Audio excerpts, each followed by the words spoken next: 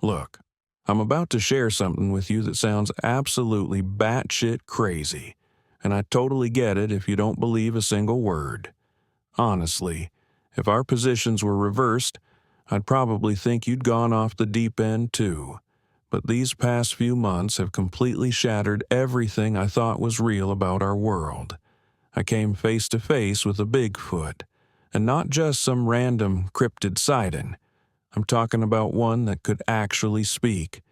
Before you roll your eyes and close this browser tab, just stick with me for a bit. What I'm about to tell you is my genuine experience, and I swear every single detail is the truth. I've been living by myself in a cabin situated in northern Washington for approximately 7 years at this point. The land I own covers 43 acres of incredibly dense forest, with a modest-sized lake positioned on the eastern edge of the property. I acquired this place after my marriage dissolved. I desperately needed to escape from everything. The people, the drama, all of it. The nearest town is located about 18 miles down a dirt road that transforms into complete muddy chaos every single time rain decides to show up. That's exactly how I prefer it. 0 neighbors around, 0 noise pollution, just the wilderness and myself.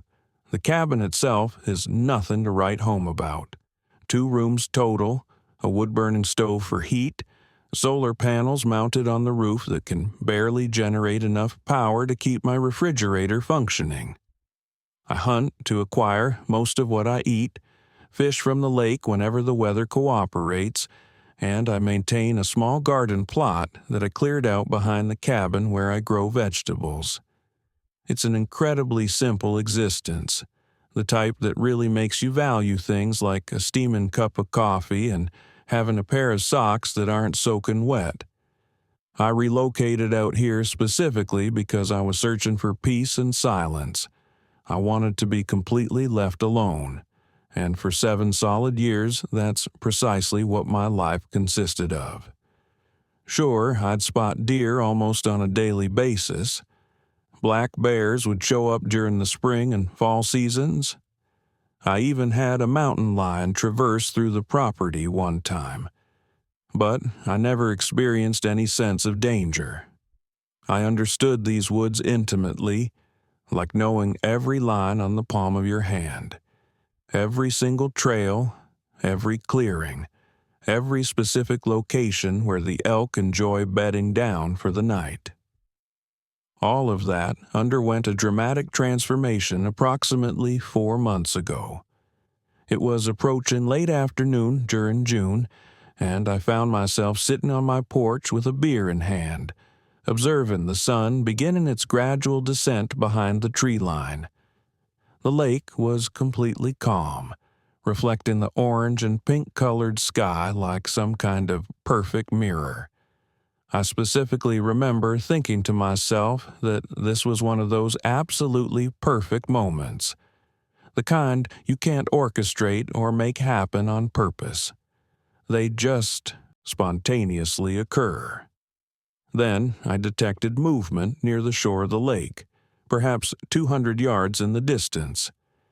At first, my assumption was that it was a human being because whatever this thing was, it stood in an upright position and was walking on 2 legs.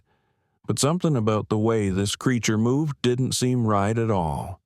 It was excessively tall, excessively broad, and it walked with this bizarre loping gait that no human being possesses. I placed my beer down on the porch and squinted my eyes, attempting to achieve a better view. The creature was making its way toward the water, moving through the trees that lined the eastern shore. My initial thought process was that perhaps some hiker had gotten themselves lost and had wandered onto my property. It does happen from time to time, even though I'm literally miles away from any official hiking trail. But this situation was completely different. This thing had to measure at least 7 feet in height, possibly even more. And it was absolutely massive. not overweight or obese, just constructed like a professional linebacker who'd been aggressively hitting the gym for 20 solid years.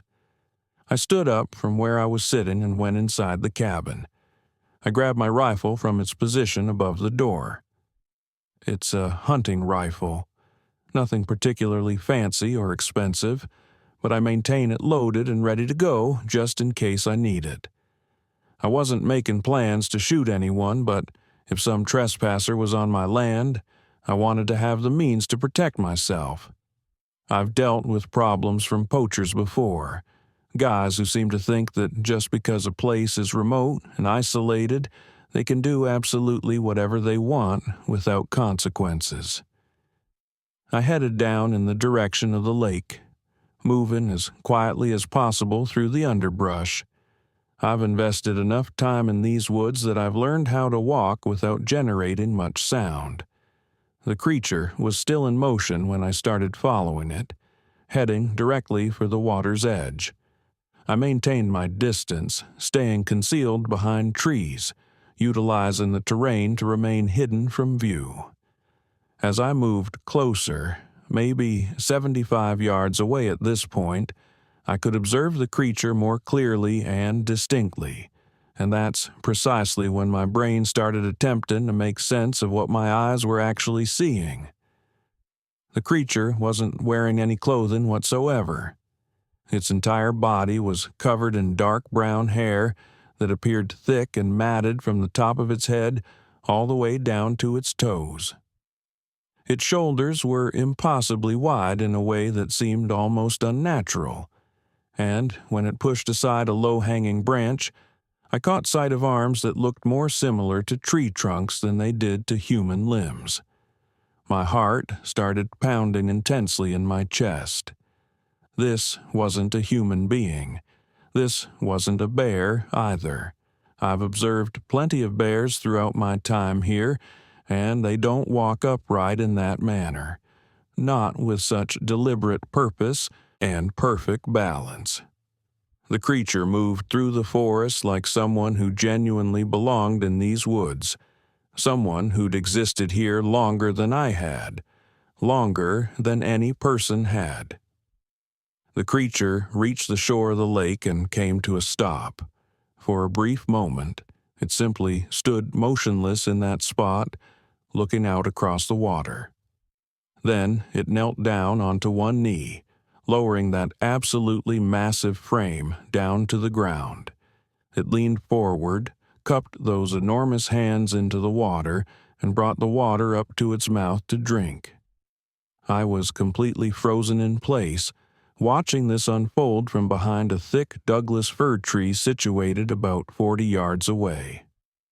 My rifle was still gripped in my hands, but I'd completely forgotten about its existence. I was far too preoccupied trying to process and understand what I was witnessing with my own eyes. This was a Bigfoot. An actual, honest-to-God, legitimate Bigfoot. The thing that people dedicate their entire lives to searching for. The thing that's supposed to be nothing more than a myth, a legend, a story you tell around a campfire.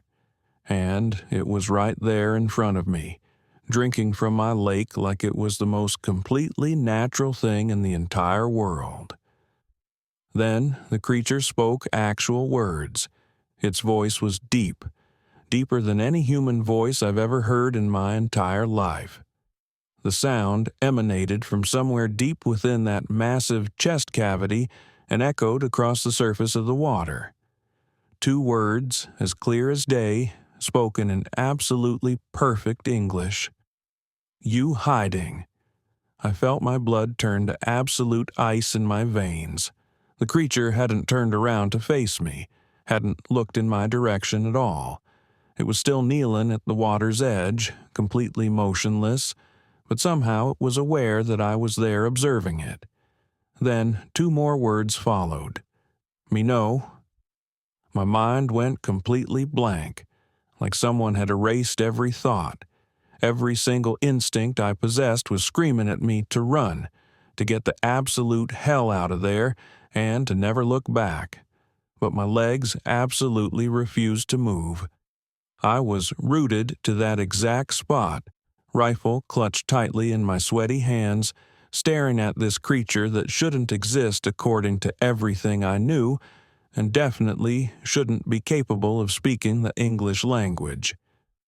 The creature stood up slowly and deliberately, water dripping from those massive hands. Then it turned its body around and looked directly at me with those eyes. I've spent a lot of time thinking about that specific moment, tried to articulate in words what I saw when I looked at its face.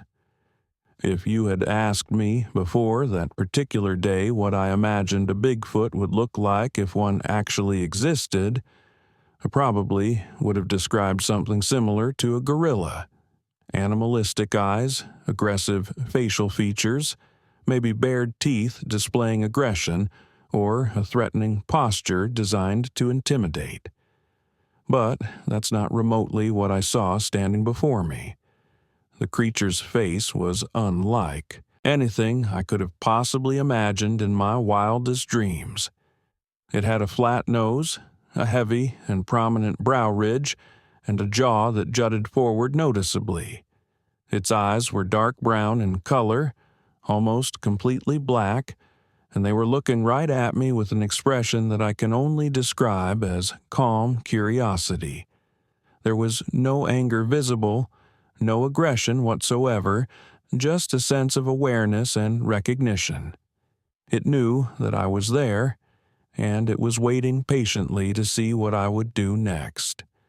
My hands were shaking so violently and uncontrollably, I had to lower the rifle before I accidentally dropped it on the ground. I was trying desperately to decide whether I should run away, shoot the creature, or just continue standing there like a complete idiot when the creature did something that fundamentally changed everything about the situation. It sat down on the ground. Just like that, without warning, it lowered that enormous body onto the rocky shore and crossed those massive legs in front of itself. Then it raised one hand into the air and pointed directly at me. Then it pointed at the ground positioned in front of where it was currently sitting. The message being communicated was crystal clear. Sit down. I genuinely don't know why I actually did it. Maybe it was the shock of the situation. Maybe it was pure curiosity taken over. Or maybe some deeper part of my brain came to the realization that if this creature had wanted to cause me harm, it could have already done so without any difficulty. But I walked out from behind that tree, my legs feeling like they'd turned to jelly, and I sat myself down on the ground approximately 10 feet away from the creature. We stared at each other in complete silence.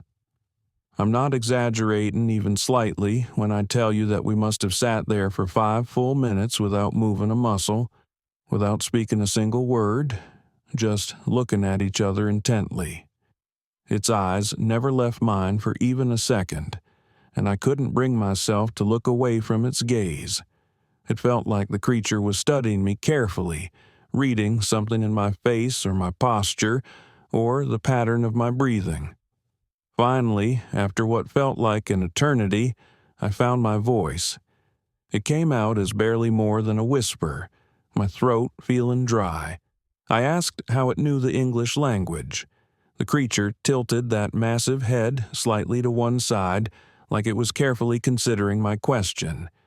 Then it spoke again in that same deep, rumbling voice that seemed to vibrate through the air.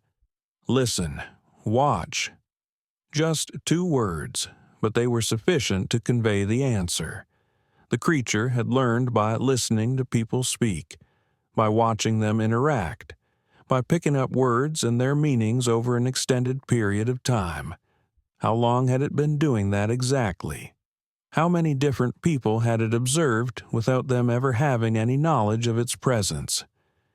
I tried asking additional questions, attempting to learn more, but the creature just kept staring at me with those dark, penetrating eyes. After another minute or two elapsed, it stood up from its seated position. Standing at its full height, it was even more massive and imposing than before. I'm 6 feet tall myself, and it had at least 1.5 feet on me in height, probably even more than that. It looked down at me for a brief moment, then turned its body and walked back into the forest, moving between the trees with surprising and unexpected grace for something possessing such enormous size. And then, just like that, it was gone from view. I sat there on the shore for another 20 minutes, trying desperately to convince myself that what had just happened was actually real and not some kind of hallucination. My hands were still trembling uncontrollably when I finally stood up and made my way back to my cabin. I didn't get any sleep that night whatsoever. I just sat on my porch with my rifle laid across my lap, staring out into the darkness and wondering if the creature would come back again. 3 full days passed before I encountered it again. I'd spent those 3 days existing in a state of constant alertness and paranoia, jumping at every single sound I heard, checking the tree line every few minutes obsessively. Part of me genuinely thought I'd imagined the entire encounter, that I'd finally lost my mind from living alone in isolation for too long, but I knew with absolute certainty what I'd seen. I knew what I'd heard. On the 3rd day following the initial encounter, I was down by the lake again, fishing off a small dock that I'd constructed years earlier. It was early morning, the type of profound quiet that makes you feel like you're the only living person in the entire world. I had my fishing line in the water and was watching the bobber drift lazily across the surface when I heard a sound coming from behind me. I turned around rapidly and nearly fell off the dock into the water. The creature was standing at the edge of the trees, maybe 30 feet away from where I was positioned, just watching me silently. It must have been standing there for quite a while because it hadn't made a single sound while approaching. It was completely and utterly silent, despite possessing that massive size. My heart was racing frantically. But this time around, I didn't feel the same level of panic that I'd experienced before. The creature wasn't being aggressive in any way, wasn't moving toward me or making any threatening gestures whatsoever. It was just standing there motionless, watching, like it was waiting for something specific to happen. I stood up slowly and carefully from where I'd been sitting, being extra careful not to make any sudden movements that might startle it. I raised one hand in what I hoped would be interpreted as a universal gesture of peace and non-aggression. The creature watched me perform this action, then raised one massive hand in return, mimicking my gesture almost exactly with surprising precision. Then it spoke too. More words. Fish. Good. I realized in that moment that the creature was commenting on what I was doing. It approved of fishing, or at the very least understood what I was attempting to accomplish. I nodded my head, not entirely sure what else to do in this bizarre situation, and gestured toward my fishing rod. I tried my best to explain that I was trying to catch dinner for myself, but the creature just kept staring at me with those dark, incredibly intelligent eyes. After a moment of silence, the creature turned and began walking along the shore, moving away from where I was standing. It stopped after traveling about 20 yards and looked back at me, clearly and obviously wanting me to follow it. I hesitated for a moment, uncertain, then decided that if the creature wanted to show me something specific, I might as well see what it had in mind. I followed the creature along the shore for maybe 1/4 of a mile in distance. It moved slowly and deliberately, stopping occasionally to make absolutely sure that I was still following behind it. We arrived at a spot where a small stream fed directly into the lake, creating a shallow pool where the current naturally slowed down considerably. The creature stopped walking and pointed at the water with one massive finger. At first, I didn't see what the creature was attempting to show me. Then I noticed the fish, dozens of them, maybe even more than that, all gathered together in the shallow pool. They were big ones too, substantial in size, probably rainbow trout, each one easily weighing 2 or 3 pounds. The creature had brought me to the absolute best fishing spot on the entire lake, a location that I'd never discovered or found in 7 years of living on this property. I looked at the creature, completely amazed and grateful. It just nodded once, like it was satisfied that I understood the significance, then turned and walked back into the forest, disappearing between the trees. That moment marked the beginning of something that I still don't fully understand or comprehend even now. Over the next few weeks that followed, the creature kept appearing regularly, sometimes near the lake, sometimes in close proximity to my cabin. Once, it appeared right in the middle of the trail when I was hiking up to check my game cameras that I'd installed. The creature never came too close to me, never attempted to touch me or enter my cabin, but it was clearly and obviously interested in me and my activities. And slowly, carefully, methodically, we started to communicate with each other. The creature's vocabulary was quite limited, consisting mostly of 1 or 2 word sentences, sometimes 3 words if it was trying to explain something particularly complex. But what the creature lacked in verbal vocabulary, more than made up for with gestures, body language, and facial expressions. It was intelligent. Far more intelligent than I ever would have believed was possible for any creature like this. It understood complex concepts, could follow intricate ideas, and seemed to possess a deep and profound knowledge of the forest and absolutely everything living in it. I started leaving food out for it intentionally, sometimes jerky, fruit, bread, placing these items on a large flat rock near the edge of my property boundary. The creature would take the food I left, but it always, without exception, left something in return as a form of exchange.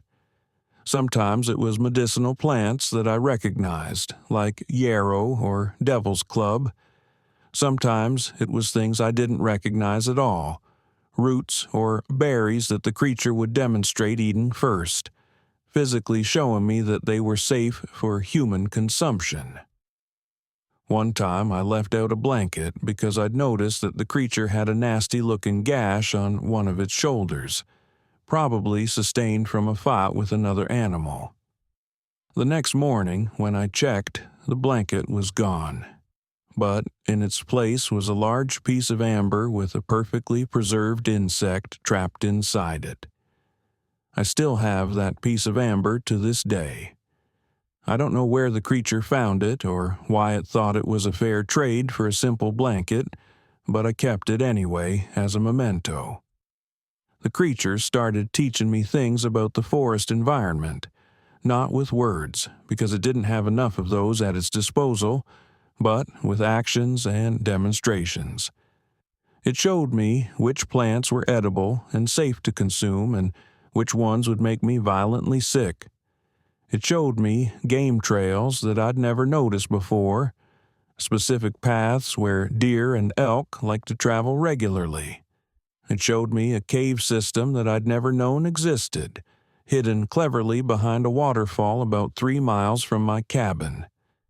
Every single time I thought I understood the creature and its behavior, it would do something that completely surprised me and challenged my assumptions. The creature had a genuine sense of humor, and I'm being completely serious about this. One time, I was walking through the woods, lost in thought, and the creature dropped a large pine cone directly on my head from a tree branch positioned above me. When I looked up in surprise, the creature was sitting up there in the branches, and I absolutely swear it was grinning at me. It thought the whole situation was hilarious and entertaining. About 2 months after our very first encounter, I started to understand on a deeper level what the creature was really trying to teach me through all these interactions. We were sitting by the lake one peaceful evening. This had become something of a routine for us, and I was fishing while the creature watched patiently from the shore when a family of deer came down to drink on the opposite side of the lake. The creature pointed at them deliberately and said, "They eat, leave." I nodded in acknowledgement, not entirely sure where the creature was going with this observation. Then the creature pointed directly at me and said, "You eat, they die." I understood immediately what it was trying to communicate. The creature was talking about the natural order of things, the eternal cycle of predator and prey that governs all life.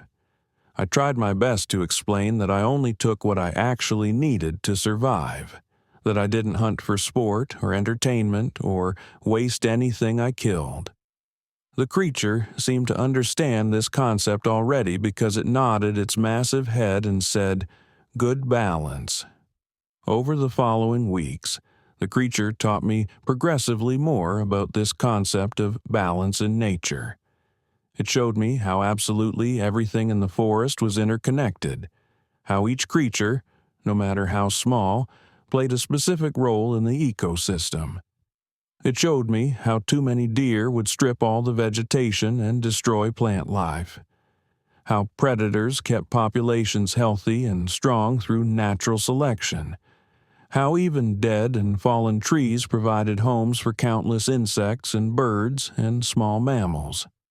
The creature had a perspective on nature that went far beyond anything I'd ever learned in school or read about in books. It didn't see the forest as a collection of separate, independent things, trees, animals, water, soil existing in isolation. It saw everything as one enormous living system, with each part dependent on every other part for survival. And the creature saw humans as part of that system too, not separate from it or above it in any way. One day, the creature took me to a clear-cut area located about 6 miles from my property. Someone had come through years ago and logged the entire hillside aggressively, leaving nothing behind but stumps and severe erosion scars cutting through the earth. The creature stood at the edge of this environmental devastation and said one single word, spoken with obvious emotion: "Wrong." The creature was angry, genuinely angry. I could see it clearly in the way its massive hands clenched into tight fists, in the way its shoulders tensed up with visible tension.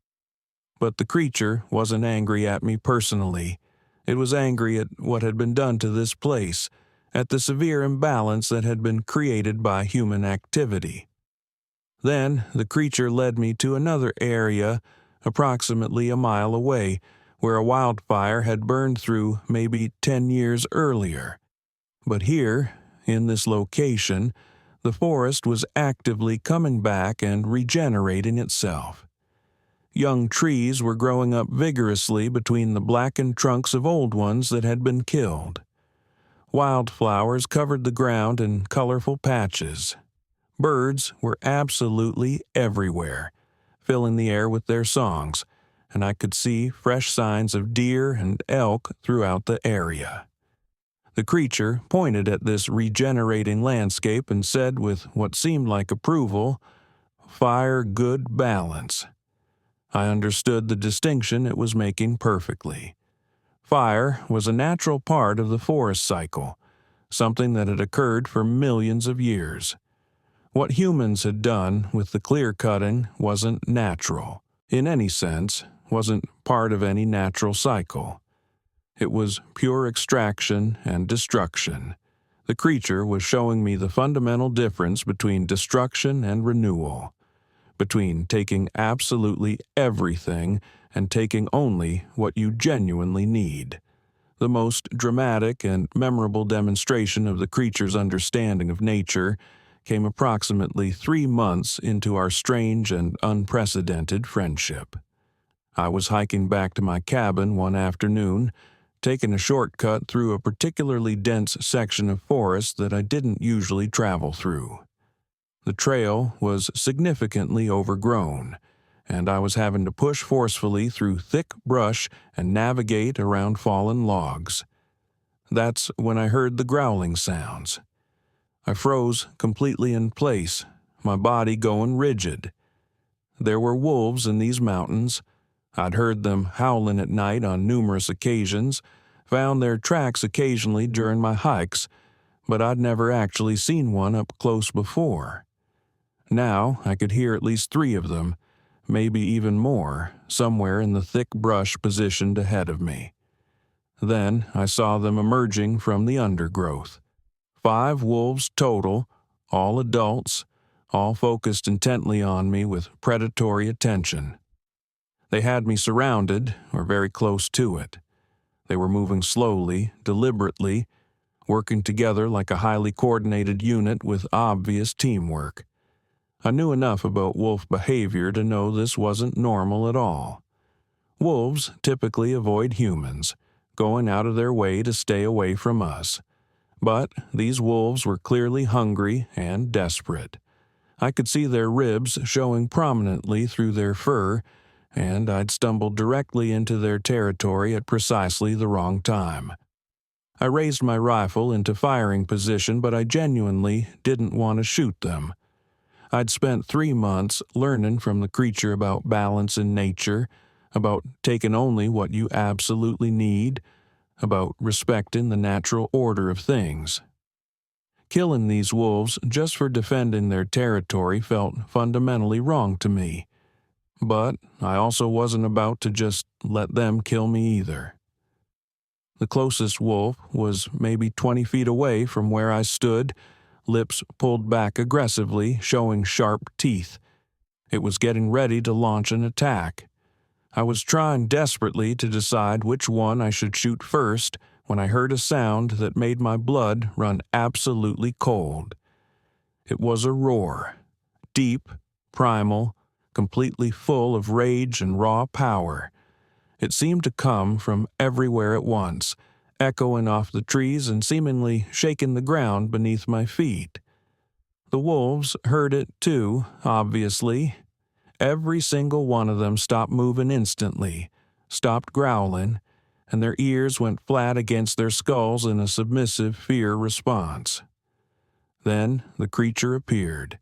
It came crashing through the forest like an absolute force of nature, snapping branches like twigs and sending smaller trees swaying violently. It was in full defensive mode, standing at its absolute full height, chest puffed out, arms raised high in the air.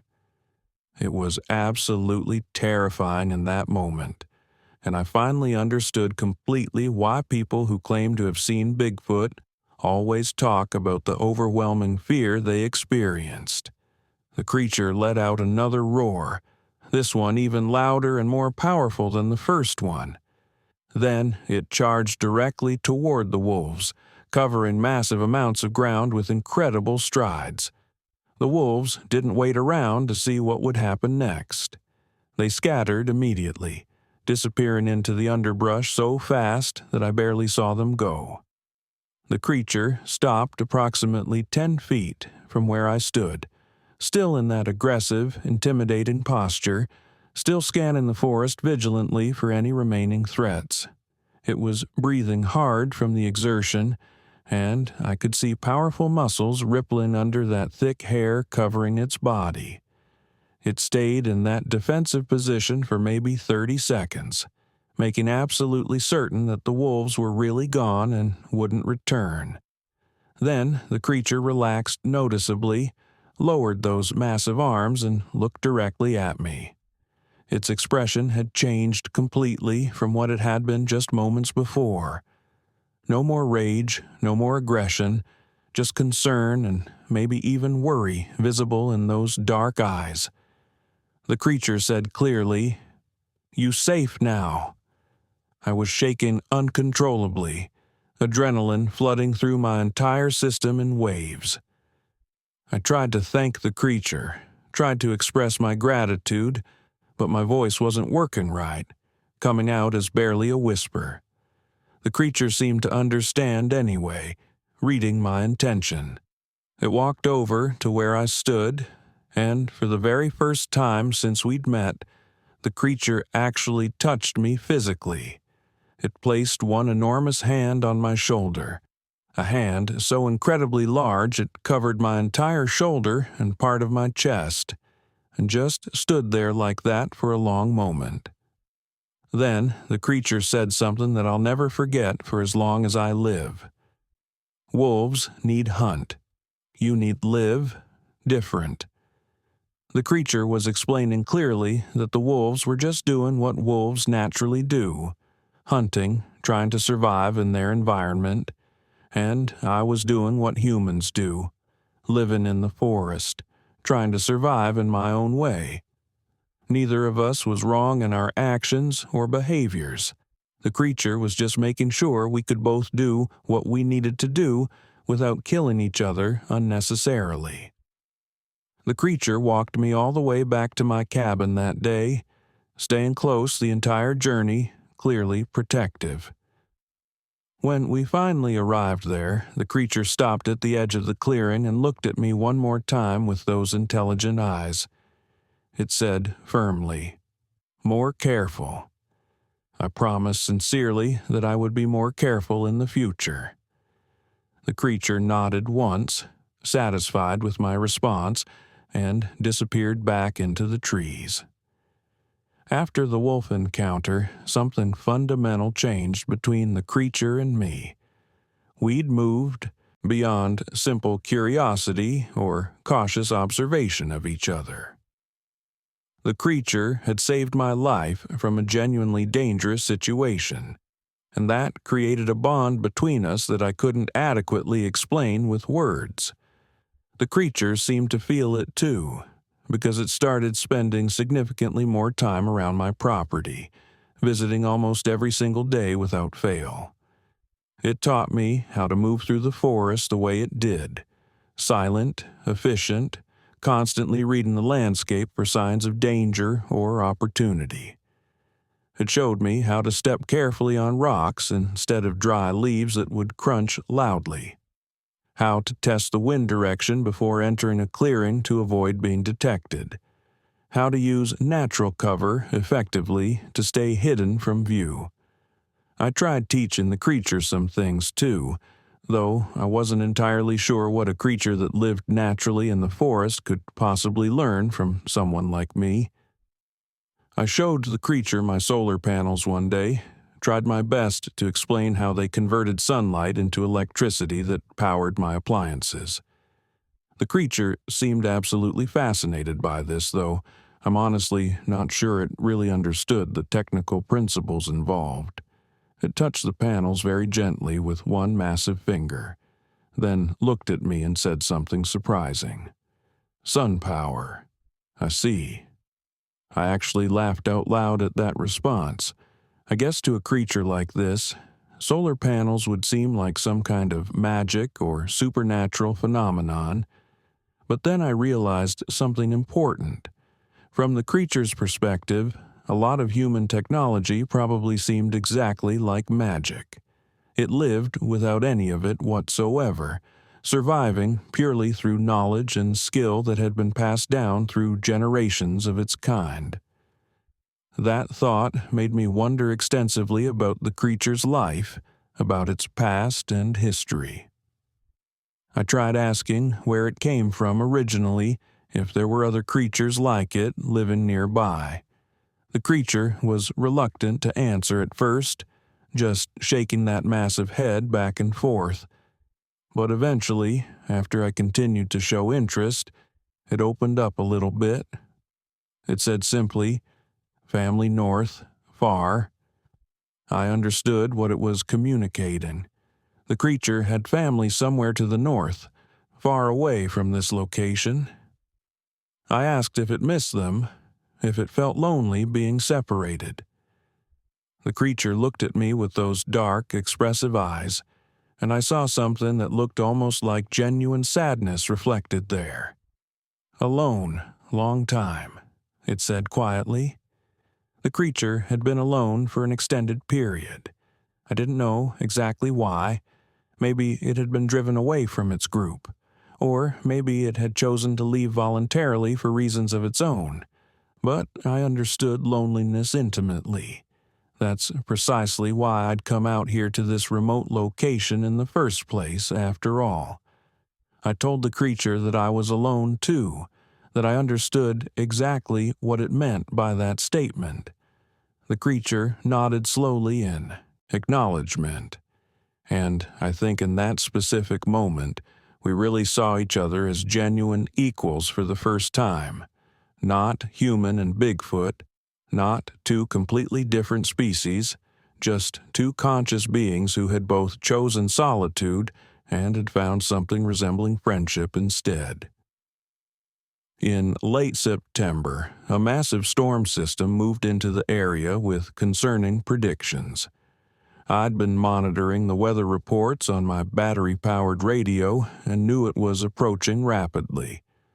The forecasters were calling for extremely heavy rain, dangerously high winds, maybe even snow at the higher elevations in the mountains.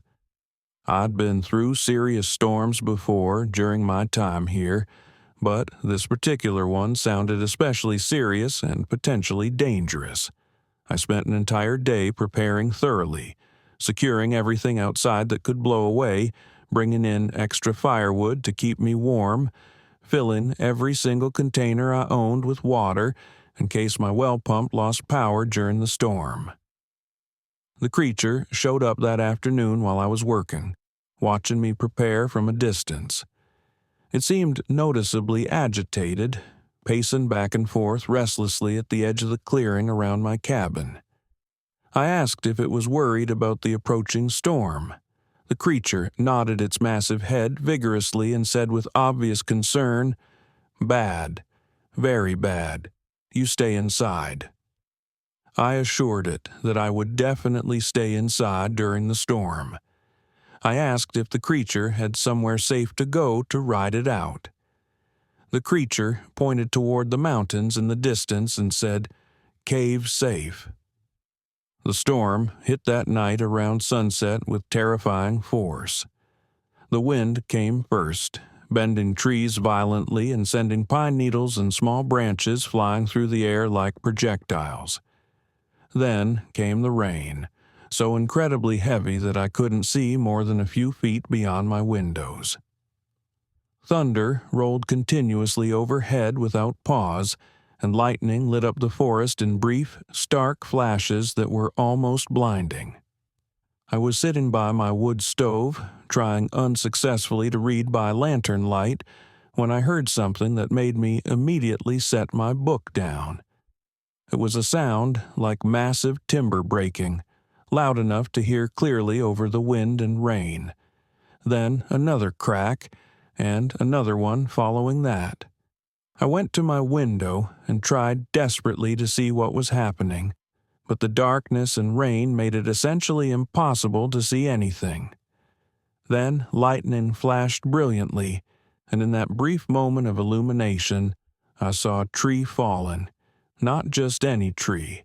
A massive, old-growth Douglas fir, probably 100 feet tall, and it was coming down directly toward my cabin. I didn't have any time to think or plan. I grabbed my rifle and my emergency pack and ran for the door as fast as I could move. I got it open just as the tree made impact. The impact was absolutely incredible and violent. The entire cabin shook like an earthquake, and I heard the terrible sound of splitting wood and shattering glass. I threw myself forward out into the rain and wind as part of my roof collapsed behind me with a tremendous crash. I landed hard in the mud, the rain soaking me instantly through all my clothes. I scrambled desperately to my feet and ran away from the cabin, not stopping until I was 20 yards clear of the structure. When I turned around to look, I could barely see anything through the rain, but I could tell that my cabin was badly damaged. The tree had hit the roof at an angle, crushing one entire corner and punching through brutally into the interior. I stood there in the middle of the storm, rain running down my face in streams, watching the only home I had being slowly destroyed by nature. I had absolutely nowhere to go, no shelter available, and the storm was getting progressively worse by the minute. I was starting to panic seriously when I heard a familiar sound cutting through the wind. A roar, deep and powerful, calling to me. I turned and saw a massive shape moving through the trees, approaching rapidly. The creature. It was coming toward me, moving fast despite the wind and rain. It reached me in mere seconds, and without any hesitation whatsoever, it picked me up bodily. One arm went under my legs, the other behind my back, and suddenly I was being carried like a small child. The creature moved through the storm like it wasn't even there, navigating the flooded trails and fallen branches with absolutely sure footing. I had no idea where we were going or what the plan was. I just held on tightly to my rifle and pack and tried to stay conscious as the rain hammered down relentlessly on both of us. I don't know how long we traveled through the storm. Maybe 20 minutes, maybe an hour. Everything blurred together. The rain, the darkness, the sensation of being carried by this massive creature through a forest being torn apart by wind and water. Finally, we stopped moving. The creature ducked down low, and suddenly the rain wasn't hitting me anymore. We were inside something. The cave, I realized. The cave the creature had mentioned before. The creature set me down gently on dry stone, and I collapsed immediately, completely exhausted and shivering uncontrollably.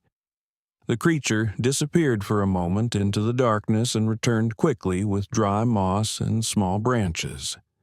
It arranged these materials carefully in a pile, then did something I never expected to witness.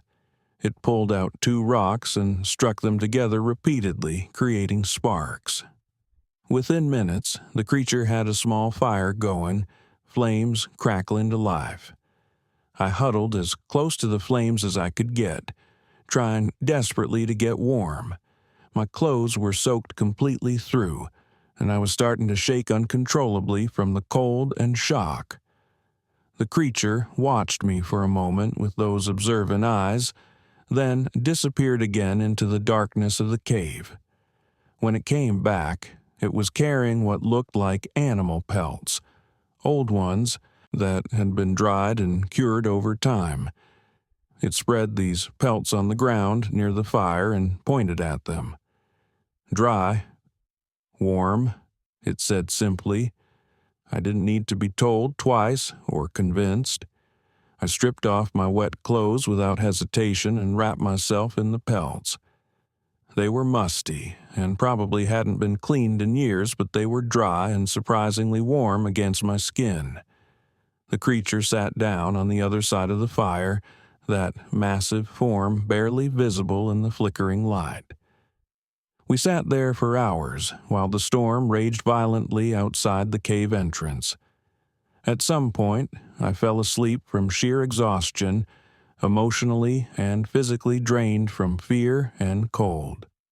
When I woke up later, the fire was still going strong. The creature must have been tending it carefully while I slept. It was still there, sitting in the exact same spot, watching the entrance to the cave protectively. Morning light was filtering in gradually. The storm had finally passed. The creature led me back to my cabin that morning, walking beside me. The damage was significantly worse than I'd thought in the darkness. The tree had crushed the southwest corner of the roof completely, and one entire wall.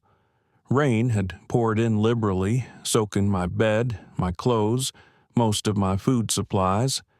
My solar panels were damaged badly, half of them torn completely off the roof. I stood there looking at the destruction, trying to figure out what I should do next. I had some tarps, some basic tools. I could probably patch the roof, maybe make it livable again, but it was going to take days, maybe weeks of work, and I was already completely exhausted. The creature watched me assess the damage carefully, then said something unexpected. "Help fix." I was genuinely surprised. The creature was offering to help me repair my cabin. I tried to explain that it didn't have to do that I couldn't expect that kind of help, but the creature just shook that massive head firmly. "Friends help friends," it said simply. So we worked together over the following days. The creature couldn't use tools. Its hands were far too large and strong, and it would have broken them easily. But it could lift things that I never could have moved on my own. It pulled the fallen tree off my roof, branches that would have taken me hours to cut and remove piece by piece. It held heavy beams in place while I nailed them securely. It carried heavy stones from the forest to weigh down the tarps I used as temporary roofing. It took 3 full days to make the cabin livable again. It wasn't pretty, and it definitely wasn't up to any building code, but it would keep the rain out and give me a place to sleep safely. The creature worked tirelessly throughout, never complaining once, never asking for anything in return. When we were finally finished, I tried to thank the creature properly. I didn't have adequate words for what it had done, saving my life in the storm, giving me shelter, helping me rebuild. The creature just looked at me and said something profound. "Balance. You help me help you. Same." The creature was absolutely right. We'd been helping each other all along throughout our entire friendship. It had been teaching me, protecting me, showing me how to live in harmony with the forest. And in return, I'd been learning, accepting, treating it as an equal rather than as a monster or a myth. Over the next few weeks, as I continued repairing my cabin and replacing supplies, the creature taught me the most important lesson of all. We were sitting by the lake one evening, watching the sunset paint the sky, when the creature spoke more words at once than I'd ever heard it use before. "Humans forget. Belong forest." I asked what it meant by that statement. The creature pointed at me deliberately, then at the trees surrounding us, then at the water. All same, all connected. The creature was trying to explain something that it had been teaching me all along through actions. Humans had forgotten that they were part of nature, not separate from it or above it. We'd built our cities and our technology and convinced ourselves we were different, special, somehow above the natural world. But the creature knew better through lived experience. It said, "You, wolf, tree, water, same. Live, die, circle." The creature was describing the cycle of life and death, the profound interconnection of all living things. It understood this instinctively, had probably understood it for its entire life. But humans had lost that understanding over time, and in losing it, we'd lost something essential about who we are. I thought about my life before I came to these woods. The divorce, the stress, the feeling that something was fundamentally wrong with the way I was living. I'd come out here to escape, but what I'd really needed was to reconnect, to remember that I was part of something larger than myself. The creature had taught me that lesson, not with lectures or explanations, but by living it, demonstrating it every single day. It lived in perfect balance with the forest, taking what it needed and nothing more. Respecting every creature, understanding that its survival depended on the health of the entire ecosystem. I tried to tell the creature how much this meant to me, how much it had changed my perspective on absolutely everything. But words felt completely inadequate to express what I was feeling. Instead, I just sat there in silence, watching the sunset over the lake, grateful to have found something I never knew I was looking for. As autumn deepened and the days grew progressively shorter, the creature continued to visit regularly. Some days we'd spend hours together, the creature showing me things about the forest I'd never noticed before. Other days it would just appear for a few minutes, check that I was doing okay, then disappear back into the trees. It showed me how to read the weather by watching the behavior of animals and the movement of clouds. It showed me which berries the bears were eating and which ones they avoided. It showed me hidden springs where the water was pure and cold, better than anything that came from my well. One day, the creature took me to a meadow I'd never found before, hidden in a valley between two ridges. The meadow was full of wildflowers, even though it was late in the season. Elk were grazing there peacefully, dozens of them, completely unafraid of our presence. The creature sat down at the edge of the meadow and gestured for me to do the same. We watched the elk for over an hour, not speaking at all, just observing them. It was teaching me patience, teaching me how to be present in the moment without needing to do anything or accomplish anything. When we finally left, the creature said something simple but profound. Peace here, always. I understood what it meant. The creature was showing me that peace wasn't something you had to search for or earn. You just had to stop, sit down, and pay attention. The creature also taught me about the darker aspects of the forest, the parts humans often try to ignore. One afternoon, it showed me the remains of a deer that had been killed by a mountain lion. The deer had been partially eaten, then left to rot naturally. It wasn't pretty, and part of me was disturbed by the sight. But the creature pointed at the carcass and said, "Death, life, same." It showed me how insects were already working on the remains, how scavengers would finish what the mountain lion had started, how even the bones would eventually break down and return nutrients to the soil. Death wasn't an ending, the creature was saying. Death was just another part of the cycle, feeding new life. It took me to another spot where a tree had fallen years ago. The log was covered in moss and mushrooms, slowly decomposing. The creature pointed at it and said, "Tree dead, still alive." The fallen tree was hosting countless forms of life. Fungi, insects, small animals that made homes in the rotten wood. The tree was still playing a role in the ecosystem, still contributing even in death. These lessons weren't always easy to accept. I'd been raised with human ideas about death, about the importance of preserving life, about the tragedy of things ending.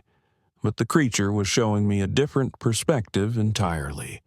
One that saw death as natural and necessary, not something to fear or fight against. As November arrived, the weather turned noticeably colder. Snow fell in the high country, and I knew winter was coming soon.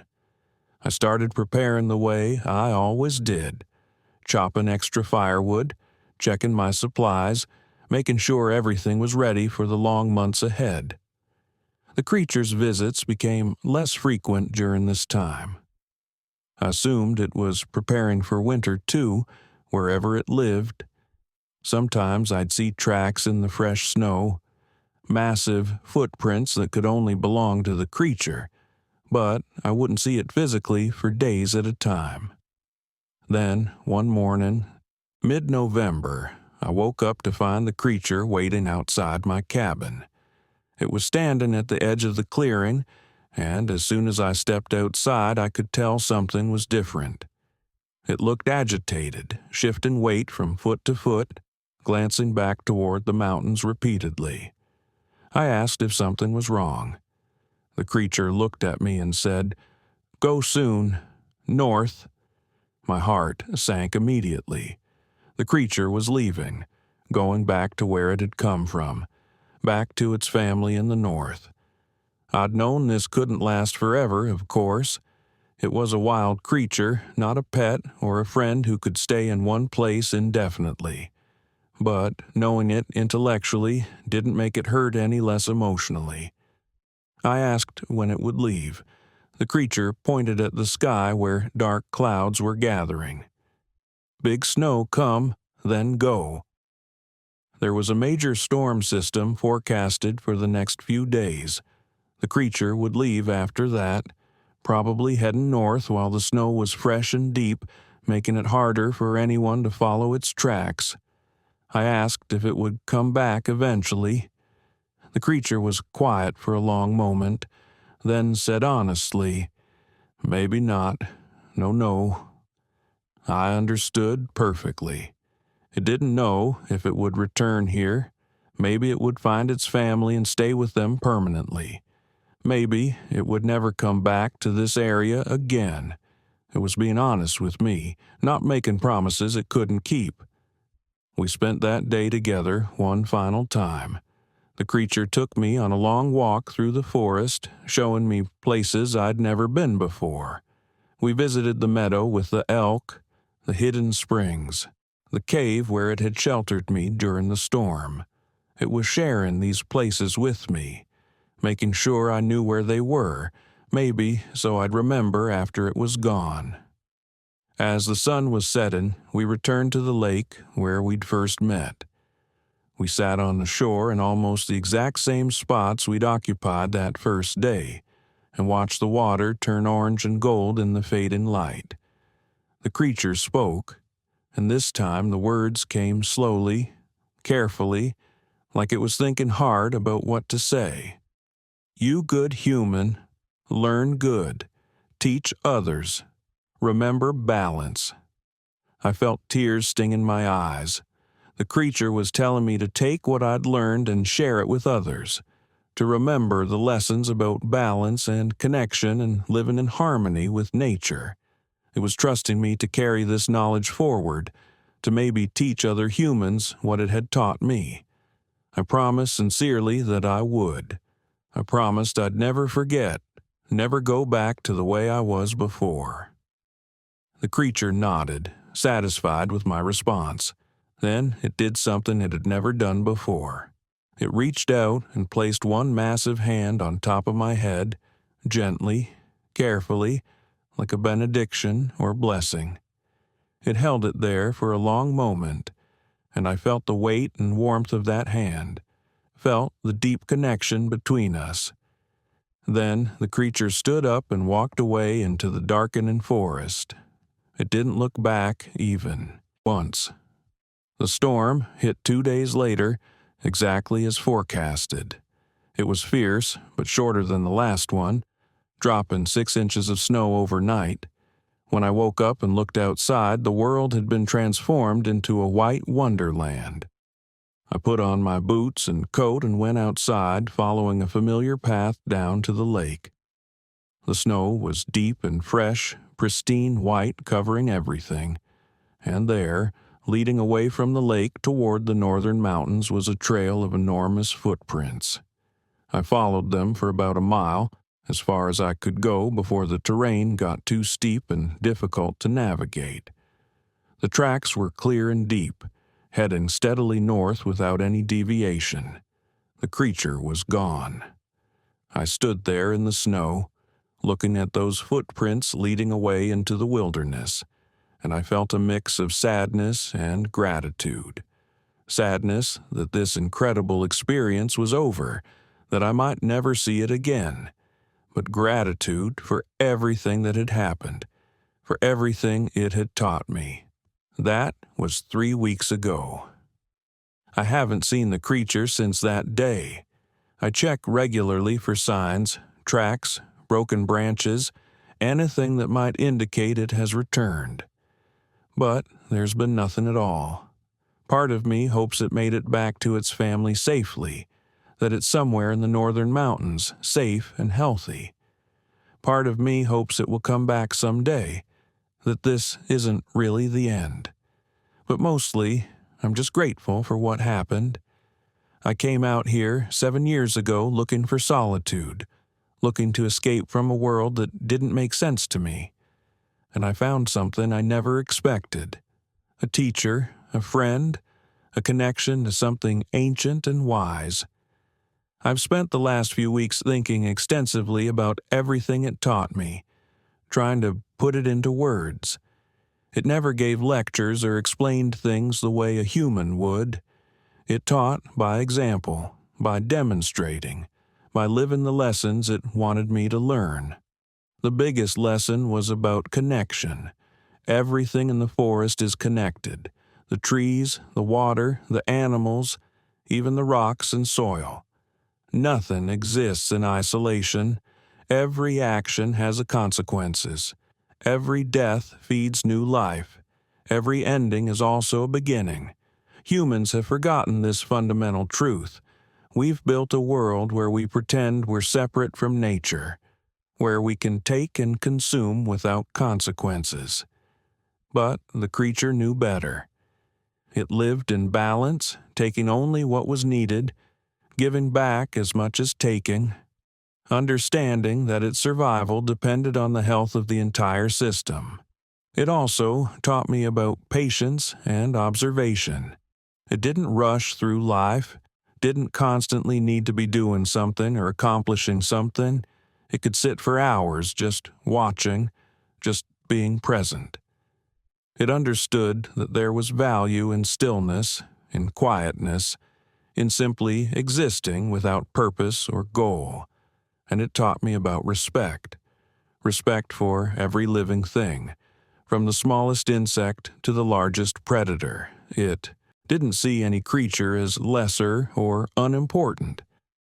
It understood that everything played a role, that everything had value.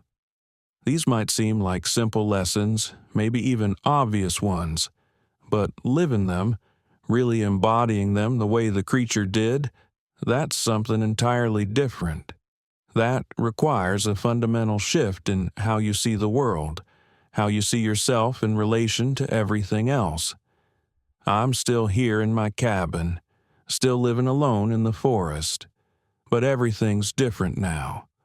I look at the trees differently, listen to the forest differently, move through the world with more awareness and respect. I think about the creature every single day. I wonder where it is, what it's doing, if it ever thinks about our time together.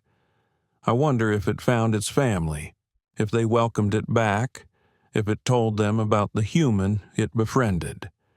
I've started keeping a detailed journal, writing down everything I can remember about my encounters with the creature. Partly because I want to preserve these memories, make sure I never forget, but also because it told me to teach others, to share what I'd learned. I don't know if anyone will believe me. I don't have photos or video evidence. I never thought to bring my camera when the creature was around, and even if I had, it felt wrong somehow. It trusted me, shared things with me, and documenting it felt like a betrayal of that trust. But I have the memories. I have the lessons. I have the changes in how I see the world and my place in it. Sometimes, on quiet evenings when I'm sitting on my porch watching the sunset, I think I see movement in the trees, a large shape, familiar somehow, watching from the shadows. It's probably just my imagination, my mind creating what I want to see. But maybe not. Maybe it does come back sometimes, just to check on me, make sure I'm still following the lessons. Maybe it's still out there, still teaching, still showing anyone who's willing to learn how to live in balance with nature. I hope so, because even if I never see it again, even if that November day was truly the last time, I know this. It changed my life. It taught me things I desperately needed to learn, gave me gifts I can never repay. I know what people will think when they read this. They'll say I made it up, that I'm crazy, that there's no such thing as talking Bigfoot. And honestly, I don't blame them. If someone had told me this story 6 months ago, I wouldn't have believed them either. But I know what I experienced. I know what I saw, what I heard, what I learned. It was real. Its intelligence was real. The friendship we formed was real. And maybe that's the most important lesson of all. That reality is stranger and more wonderful than we usually allow ourselves to believe. We think we understand the world, think we've got it all figured out. But we don't. There are things living in these forests that we don't understand, can't understand, that exist outside our neat categories and explanations. The creature was one of those things. Not a monster, not an ape, not a missing link or an evolutionary dead end. Just a being living a life, following the wisdom of countless generations who happened to cross paths with me, chose to teach me, and in doing so changed everything I thought I knew about the world. I can't prove any of this happened. I don't have evidence that would satisfy scientists or skeptics. All I have is my story, my memories, and the profound changes in how I see the world. But that's enough for me. And if even one person reads this and starts to question their assumptions about nature, about connection, about our place in the larger web of life, then maybe its lessons will continue spreading, rippling outward like stones dropped in still water. It's getting dark now. I should go inside, start a fire, make some dinner, but I'm going to sit here a little longer, watching the forest, listening to the sounds of evening settling in. Sometimes I talk out loud, tell it about my day, about things I've noticed or learned. I don't know if it can hear me. I don't know if it's anywhere close. But it makes me feel connected, makes me feel like the friendship we formed is still alive somehow. It taught me that everything is connected, that nothing ever truly ends. Energy just transforms, moves from one form to another, continues the endless cycle. Maybe that's true for relationships too. Maybe the bond I formed with it doesn't end just because it isn't here anymore. Maybe it continues, invisible but real, connecting me to something larger than myself. I hope you've read this far. I hope something in this story resonates with you, makes you think differently about the world around you. It wanted me to teach others, to share what I learned. This is me trying to honor that request. Whether you believe my story or not, whether you think it was real or just a figment of my imagination, doesn't really matter. What matters are the lessons about connection, about balance, about living in harmony with nature instead of trying to dominate it. Those lessons are real, even if you doubt the teacher. The sun's almost down now. The forest is settling into its nighttime rhythms.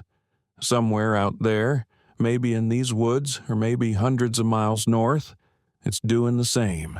Settling in for the night, living the same connected, balanced life it always has. I'm grateful for every moment we shared. I'm grateful for every lesson it taught me. And I'm grateful to be here in this place, trying every day to live up to what I learned. If you're ever in the woods and you feel like you're being watched, if you hear sounds you can't identify or see movement in the shadows, don't be afraid. Maybe it's just your imagination. Or maybe it's something more, something ancient and wise, something that's been here longer than humans have been around. And maybe, if you're lucky, it will teach you something too. It changed my life. It showed me a different way of seeing, of being, of living. And now I'm passing that on to you, hoping that maybe you'll carry it forward too. That's what it wanted. That's what I promised. The rest is up to you.